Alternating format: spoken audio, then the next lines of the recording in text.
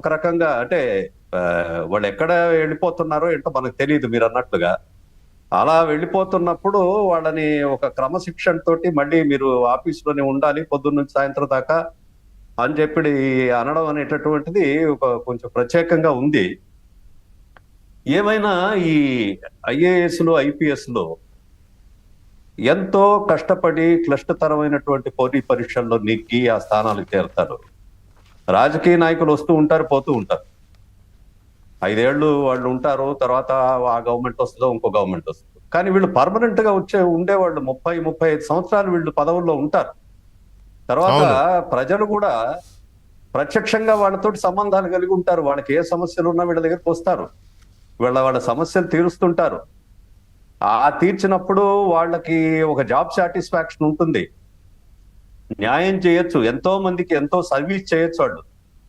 అటువంటి ఉన్నతమైనటువంటి స్థానాల్లో ఉండేవాళ్ళు ఇందాక శ్రీనివాసరావు గారు చెప్పినట్లు వాళ్ళకి all India services code of conduct కూడా వాళ్ళకి నిష్పక్షపాతంగా పని చేయాలని ఉంటుంది.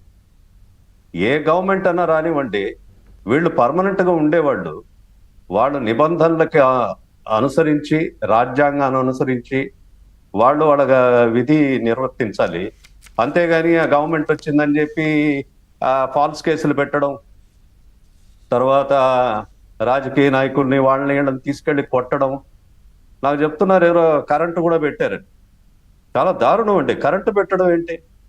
మేము ఏదో టెర్రరిస్టులకో లేకపోతే కరడు గట్టిన నేరస్తులకో థర్డ్ డిగ్రీ కరెంటు పెట్టడం ఏంటంటే చాలా ఘోరమైనటువంటి వాళ్ళ ప్రవర్తన విన్నాము.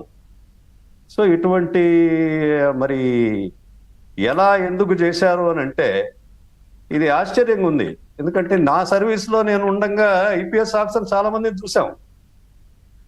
చాలా మంది నిబద్ధతతో పనిచేసేవాళ్ళు.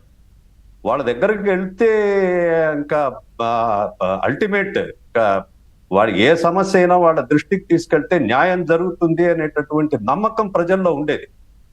అది కాక సిఐడి డిపార్ట్మెంట్, సిఐడి ఇంతకుముందు నేను ఉన్నప్పుడు ప్రతి ఒక్కళ్ళు ఏదన్నా ఒక కాంప్లికేటెడ్ కేసు వస్తే సిఐడికి ఇవ్వండి అని చెప్పి కమ్యూనిస్టులు వాళ్ళు వీళ్ళు గొడవ చేసేవాడు.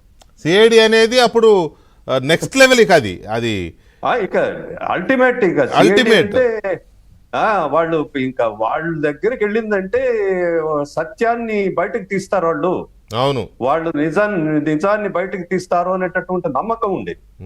ఇప్పుడు సిఐడిని ఏదో ఈ రాజకీయ నాయకుల మీద అన్ఫార్చునేట్లీ మీరు అంటుంటే డైరెక్ట్ గా అనకూడదేమో కానీ లాస్ట్ 5 years లో మూడు పిల్లల పంచాయతీలు కూడా సిఐడి దగ్గరికి వెళ్ళి అది ఆశ్చర్యంగా ఉంది. సిఐడి ప్రత్యేకమైన కేసులు ఇచ్చేవాళ్ళు అండి సిఐడికి.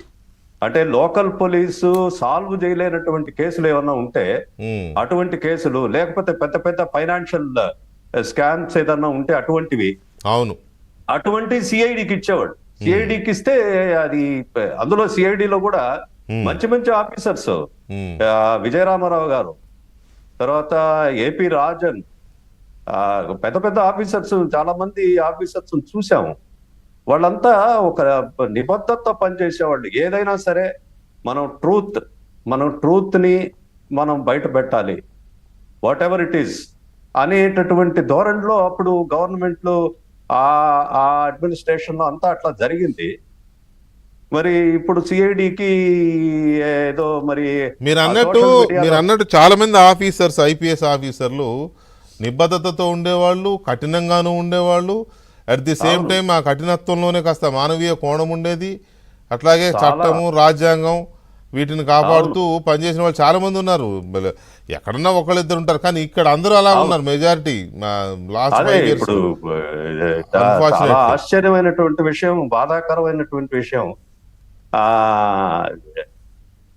అంటే రాజకీయ నాయకులు ఒకరినొకరు ఏదో విమర్శించుకుంటారు. విమర్శలు అనేది ప్రజాస్వామ్యంలో సహజం. అది వాళ్ళ ప్రొఫెషన్. విమర్శించారని చెప్పి వాళ్ళ మీద కేసులు పెట్టడం, మీడియా మీద కేసులు పెట్టడం, వాళ్ళని తీసుకెళ్లడం, కొట్టారని కూడా విన్నాను నేను. కొంతమంది సోషల్ మీడియాలో పెట్టిన వాళ్ళని కొట్టారు, ఏదో కరెంటు కూడా పెట్టారని.